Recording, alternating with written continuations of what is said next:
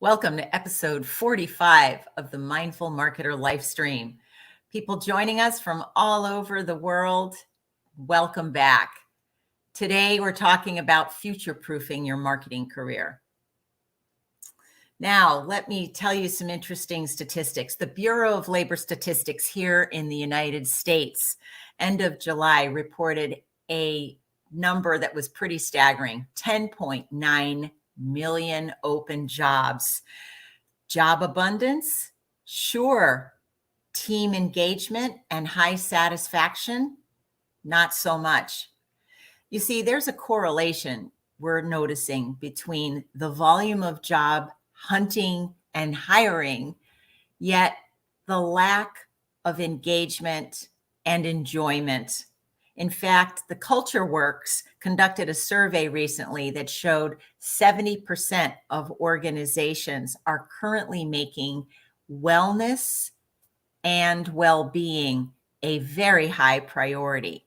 So if you're joining us today as an employer or as a person seeking a new job, know that it is now time for us to revisit how we hire and how we keep great people. And it's time for us to future-proof our hiring processes so that we create more mindful and engaged growth champions. Today, Erica Seidel, my special guest, will show us some of her secrets, and I'll share some of mine as well. So these are some strategies and tools you're about to hear that we often share in our private CMO peer communities.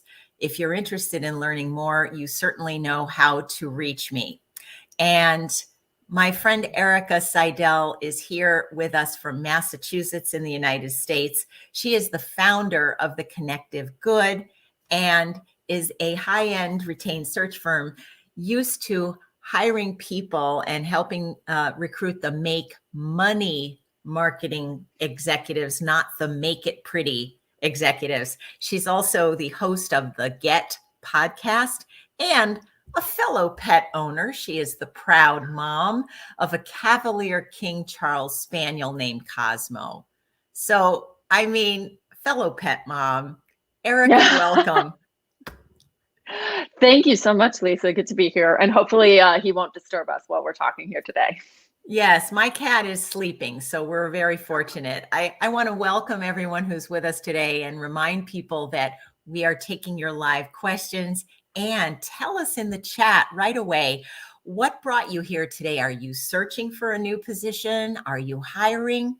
And where are you from? So make sure you tell us in the chat. Erica, how did we come up with this idea of future-proofing our careers? And what does that mean to you?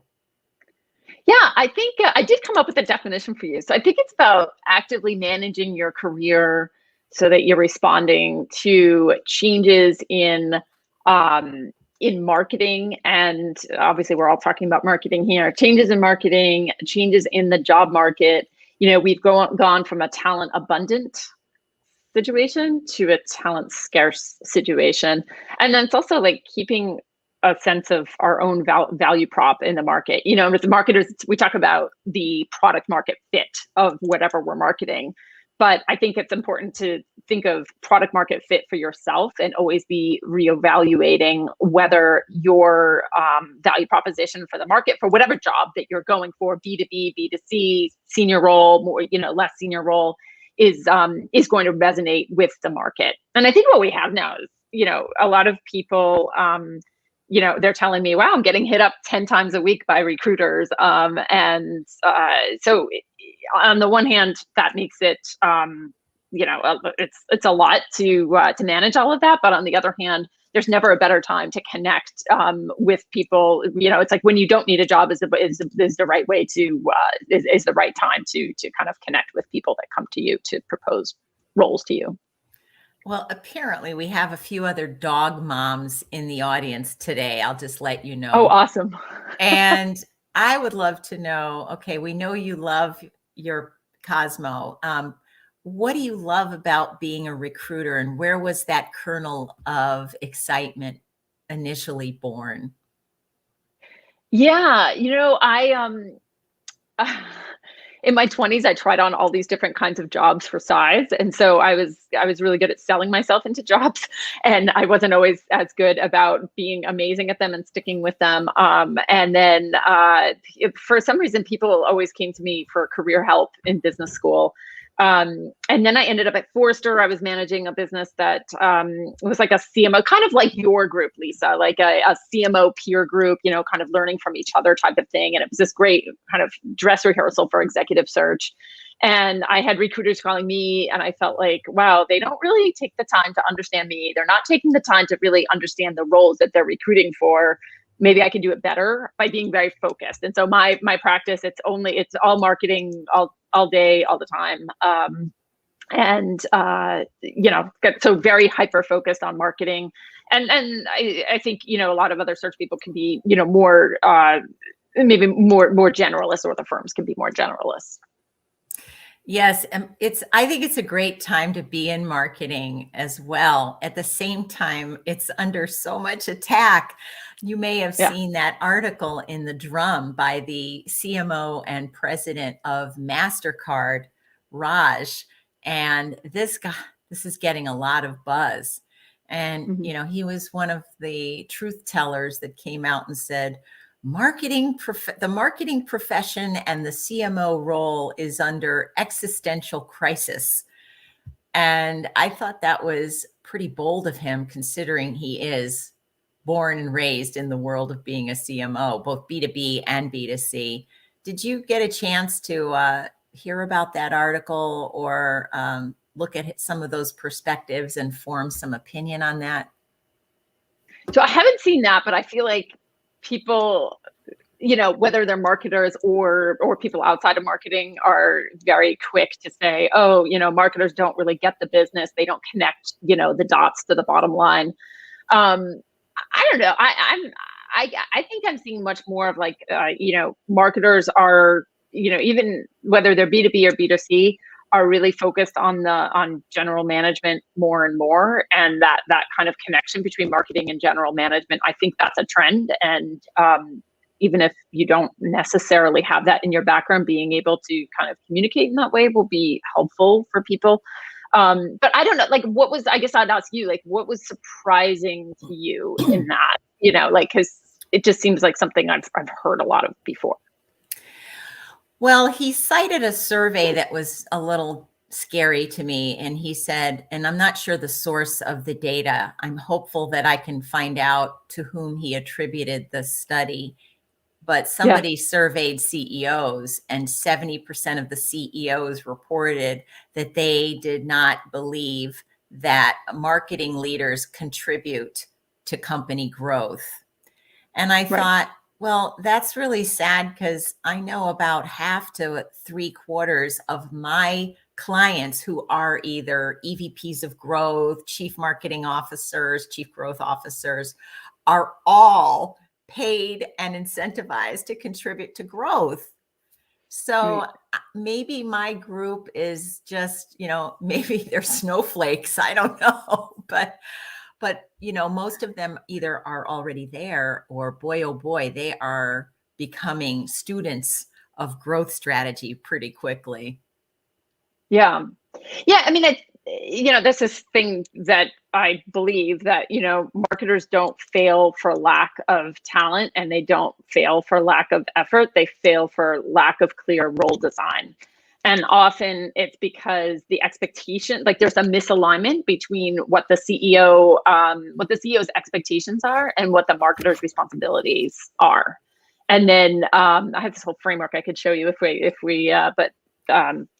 a separate time I could show you this, but you have these 5 things that line up: expectations, responsibilities, authority, resources, and incentives. Those things all need to be in alignment between the CEO and the CMO, and across CMO and their peers. And usually if something goes awry, it's because there's something off in one of those things. And I do agree that, yeah, there's plenty of marketers who are more like the make it pretty type, or, you know, that you can't necessarily connect the dots to what, you know, to kind of the bottom line. But, you know, the other thing, you see that? Go ahead. Well, have a person who initially had joined our marketing growth leaders community, which is nationwide, and they were from the Western United States. And they initially thought they wanted to be a CMO or a chief growth officer. And then about a year into our work together, they said, they said, I want to be a make it pretty leader. I want to just do the best branding strategies and campaigns I possibly can. Getting promoted to that next level really is no longer important to me.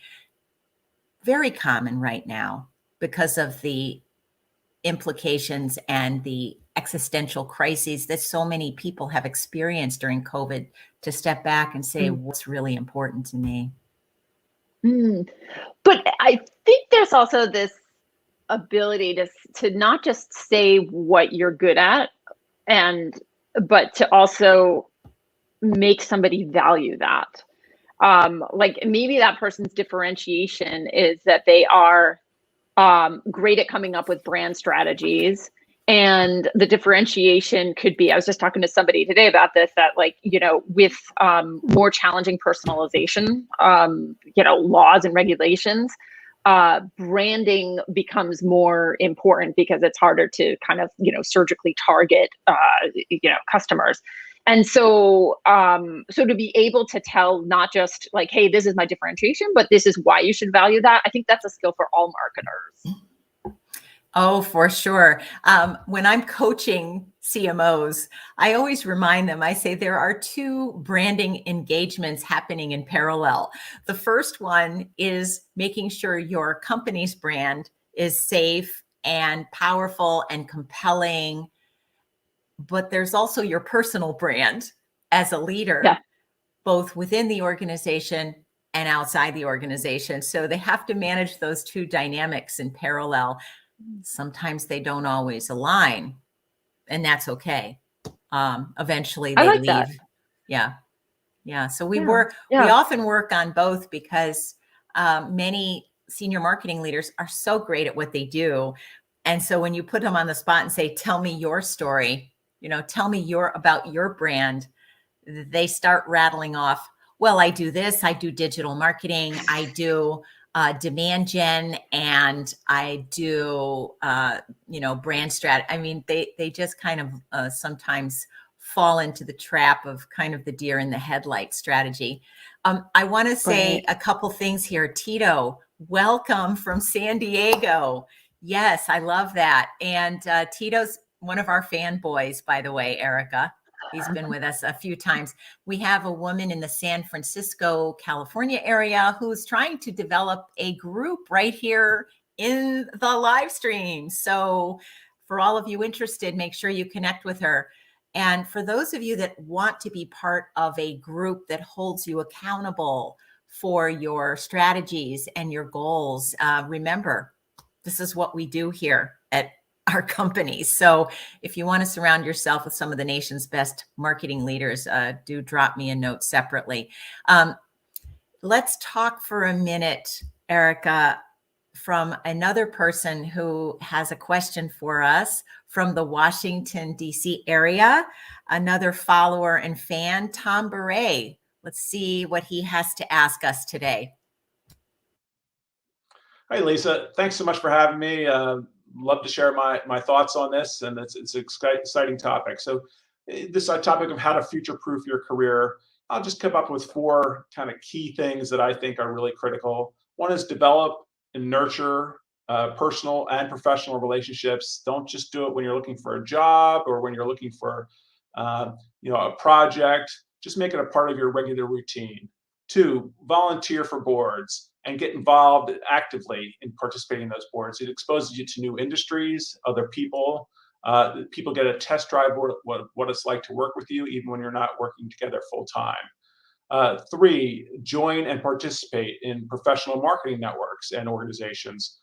Incredibly important, and make that a regular part of your community. It keeps you current on what others are doing. It gives you sounding board people to be sounding boards for you. Just a fabulous networking opportunity and developmental opportunity.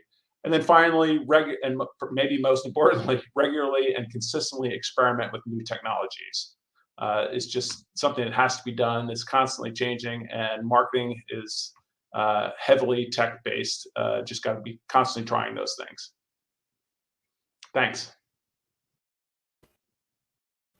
That was very helpful. It's great to get Tom's perspective as well around some things that you need to do, throughout your career, not just when you are looking for a new role or looking for a promotion. What have you seen with some of your best clients who you see soar with their careers, and how commonplace are those habits with them? Yeah, and I'll say my clients are actually the companies, right? So a company will engage me and say, go talk to 200 people and narrow it down. But with the candidates that I see, it goes back to something Tom said. So he's talking about building those networks and being visible. And I started this group in Boston with a couple of friends a few years ago, and it's all about people working in marketing and technology, kind of at that intersection. And we have these gatherings. Of course, in COVID, it's a little bit different. But after the third one, people started saying, "Wow, you always do, have good content, or you always have good people here." And it was so interesting that in business, it only takes a few times to get to the always. And I think that's because we meet so many people. If you just meet somebody once, you're liable to kind of, forget them or put them on the back burner. But if you talk to people just a few times, they will become more familiar to you. And the best candidates are the ones that don't make the client feel scared. The best ones are the ones where the client can say, "Oh, wow, I know 10 people who know this person," or, "Oh, I met this person once a while back at some such and such a networking thing," or, "I saw this person speak." It's kind of like, reducing that stranger danger, or that and increasing the familiarity. That's really key. I mean, it's just such a basic, psychological thing, but it kind of promotes psychological safety to be the person that that somebody feels familiar and comfortable with. So there's that. I think there's a lot of other things. Like I like to hear when I interview people, I like to hear about the from to. Like sometimes people will get, to your point, they marketers are the crappiest at marketing themselves, I have to say. We can market each other, we can't market ourselves. And so I like to know the from to, like, okay, I joined a company and it was 50 million in revenue, and I did XYZ and we got it to 100 million. And so few people actually do that. So that's one thing. Another thing is just making sure that again, it's like storytelling, making sure your story holds together.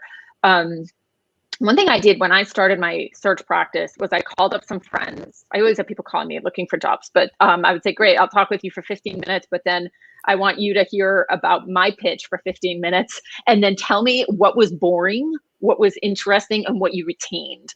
And I think this is something that other people can do. Like if you're looking for, your next role, or, looking to future-proof your career, or just in general, getting friends and other fellow marketers on the phone and saying, "Hey, listen to my pitch and my kind of elevator pitch, and then replay back to me what are the themes that you heard, when were you most bored, when were you most engaged," and you can really kind of hone your story over time. So those are some of the things. I'll just stop there to see if that resonates with you.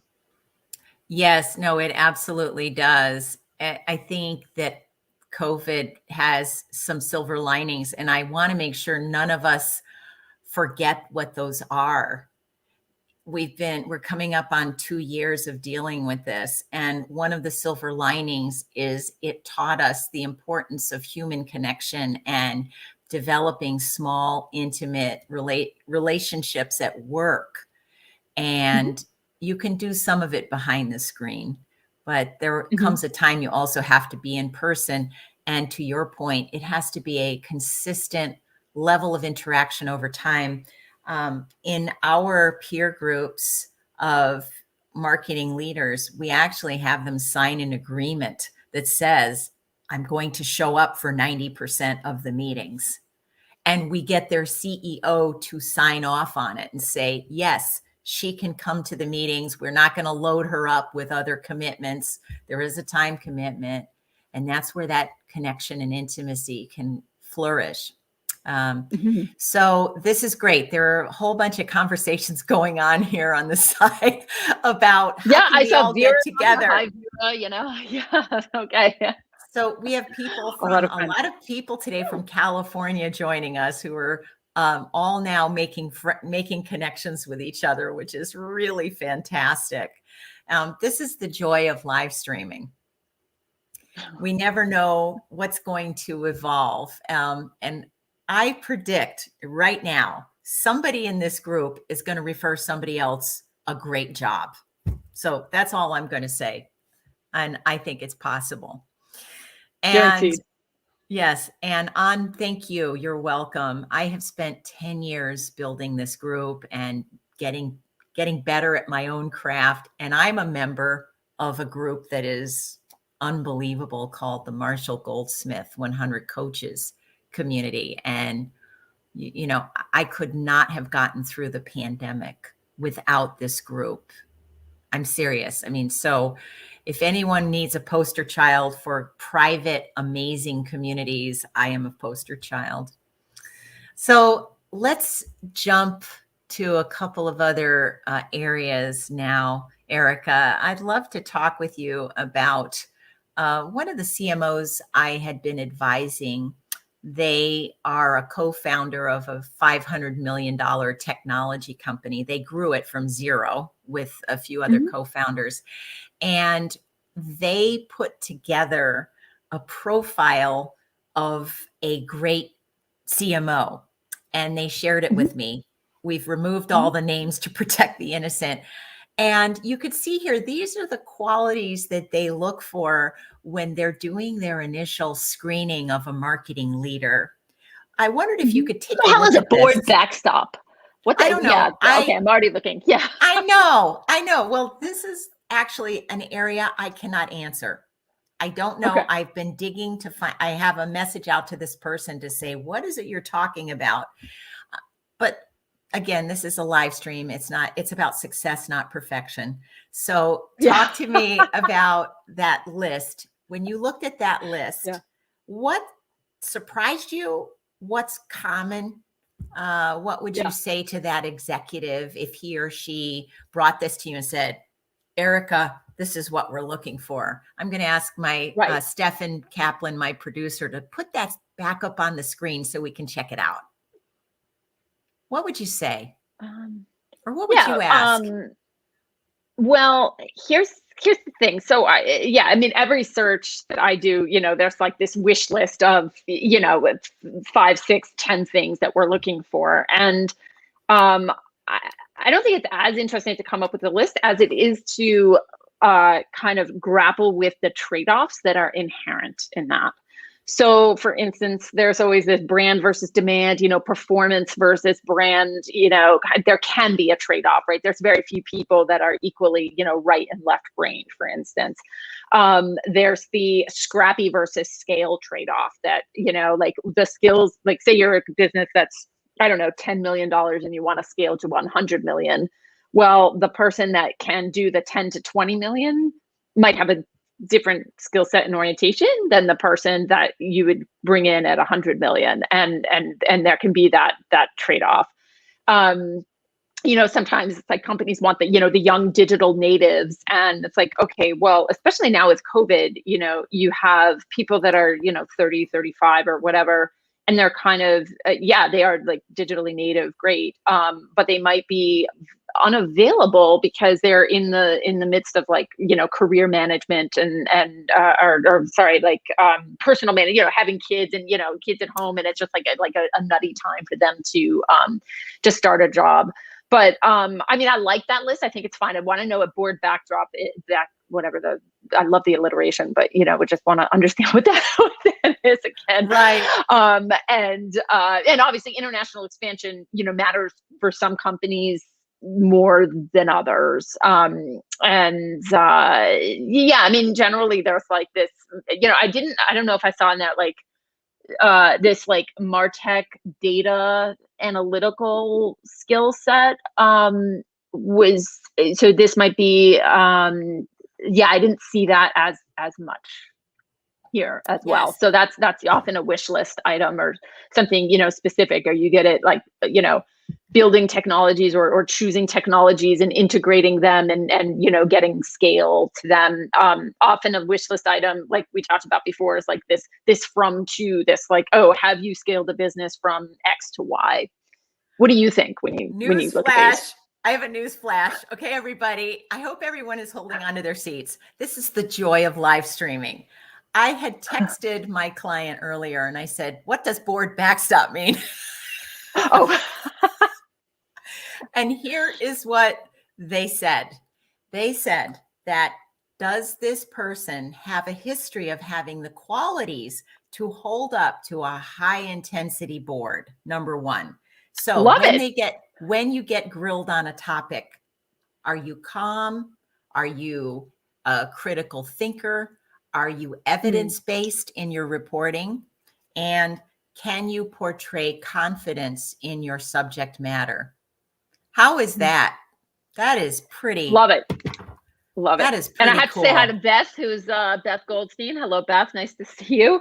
Yeah, that's cool. And one of the questions that I've started asking when I do an intake meeting with a client is just, what are the questions that come up in a board meeting about marketing that you struggle to answer? So that I'm passing it along so that if you are interviewing for a senior marketing role, that could be a good question to ask a CEO. Because that gives you a sense, kind of plunks them right down into a situation of like, oh, the last board meeting, we were really trying to figure out, what the, I don't know, CAC was, or, or how we should build the team, what the team org design looks like, for instance. Yeah, so all of you learned one new term today, compliments of my wonderful client, which is board backstop. And I'm about to join my second board very soon as an advisory board member. And now I am taking ownership of that term. I really like it. I really like it. And I'd like to also play off of that. If any of you could put in the comments, I need all of you in the room right now, put in the comments, what is one quality of a senior marketing leader that you saw on that list that you never thought about before, that could be really powerful for you as you grow your career? I'd love to see what people say. Oh, and also welcome again. We've got a few new people that just joined us, so keep on coming. Any comments here? Something you saw that surprised you? All right, we'll be seeing those come in shortly then, Erica. Now let's talk about something I did the other day. There was a job fair in my neighborhood here in Northern Virginia. And wow, I went up to as many of the tables as I could, and I asked the hiring managers on a 1 to 10 scale, with 10 being almost impossible, how difficult is it right now to find really good talent? And everyone answered with a 9 or a 10. They said it is insane. And that, whether it was Domino's Pizza or it was Amazon. And so I don't think that this is a surprise to anybody at this point, but let me, I will tell you this. Walking into that room, every table, it was just a big sea of sameness. It was like, who had the bigger bucket of Halloween candy?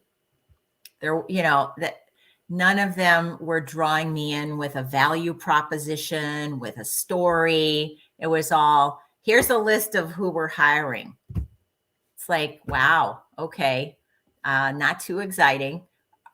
Our job fairs passe.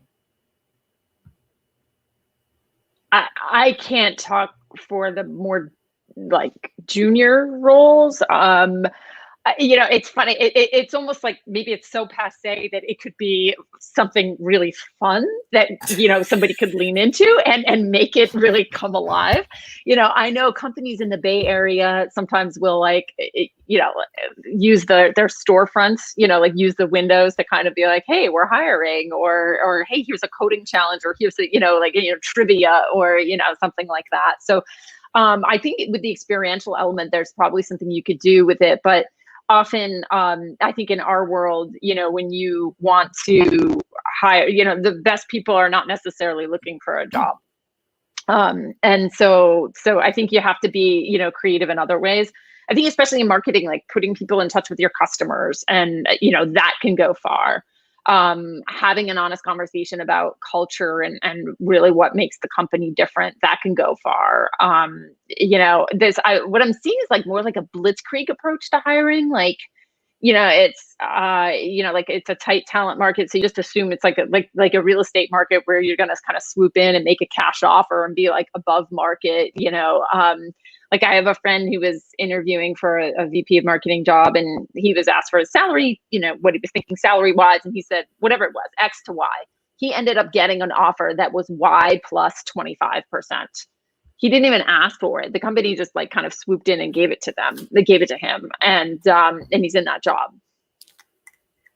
Yeah, it's crazy. So they were just like really quick to fire, Yeah. So it was ready, fire, aim with their Yeah, approach. right. It can be. I mean, I think you need to kind of balance, evaluating talent and selling talent.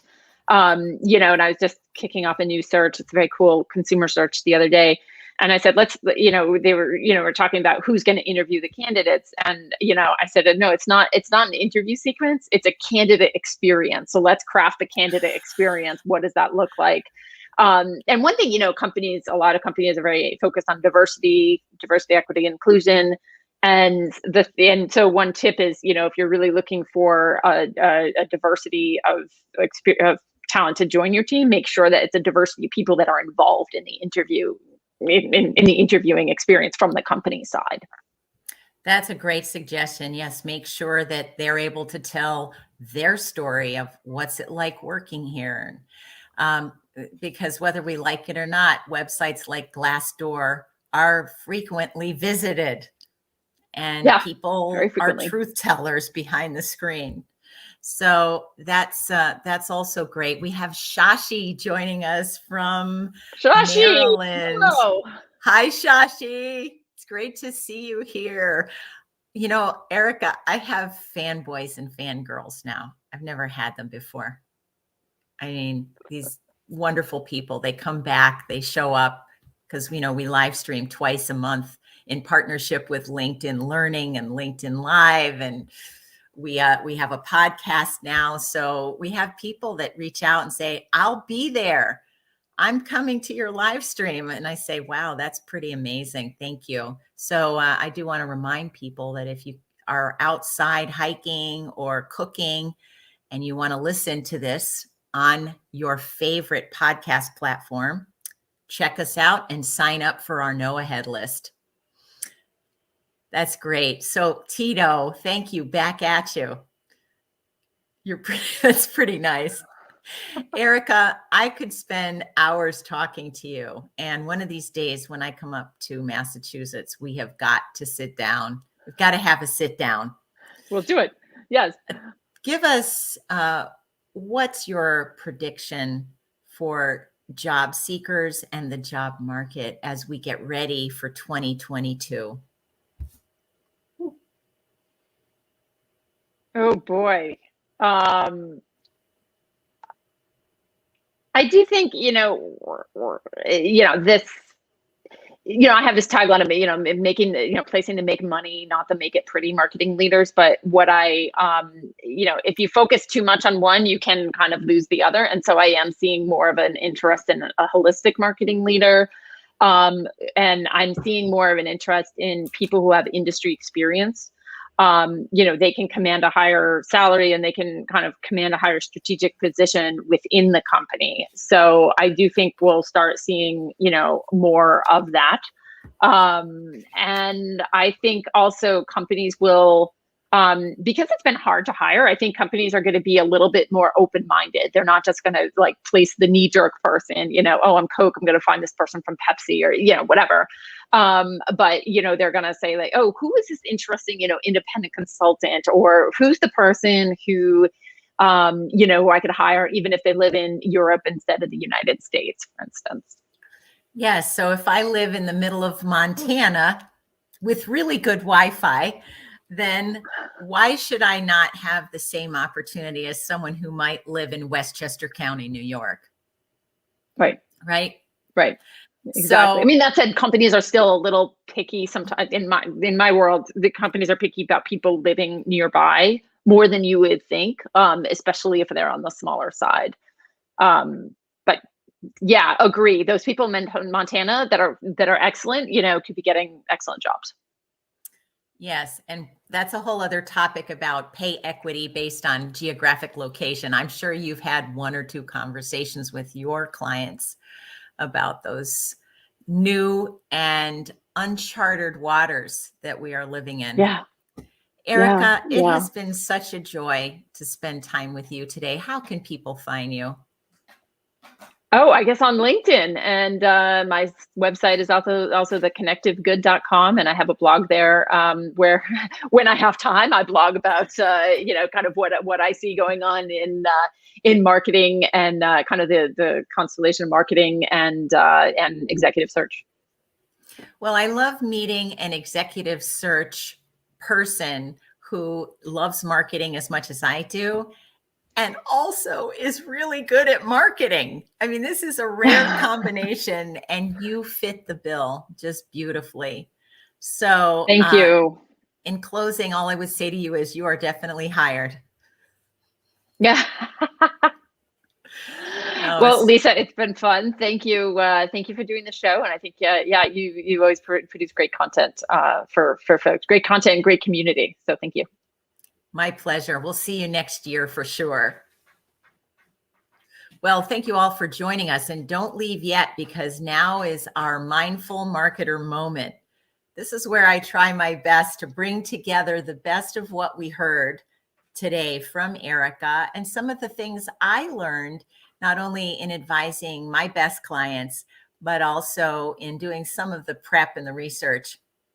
There are three mindful reflections I've got from today. The first one is get board savvy. Get board savvy. And what I mean by that is learn to be laconic, not loquacious. A lot of marketers are very chatty people. Board members do not have time for you to be chatty or talk about vanity metrics. They want you to cut to the chase. Talk about how will the company be better off as a result of the work you and your team are doing. Number two, get your networks beefed up. This is the time. If you're not in a private peer group, consider applying to one. If you're not getting coached, hire a coach. If you like to network, which is generally a superficial yet a quiet and simple way in which to start building your relationships, go out and do some networking. Don't confuse networking with peer groups. Number three, let's all take on the board backstop terminology. I thought that was really fun. And a bonus takeaway today is something Tom said earlier, which is experiment with some new technology, not only to make your own executive presence more powerful here behind the screen, but also to improve your communications with the people in your stakeholder community. So join us October 15th. Our next Mindful Marketer live stream will be happening. And boy, am I excited. We have best-selling author and fellow 100 Coaches member, Adrian Gostick, joining us to talk about how can you, as a marketing leader, tame anxiety at work for yourself and also to identify it and manage it among your teams. If you asked a question today and we didn't get to it, please connect with me on LinkedIn and leave your question here, because Erica and I will go back and respond. So until October 15th, Stay mindful, enjoy the first week of fall, and we'll see you then.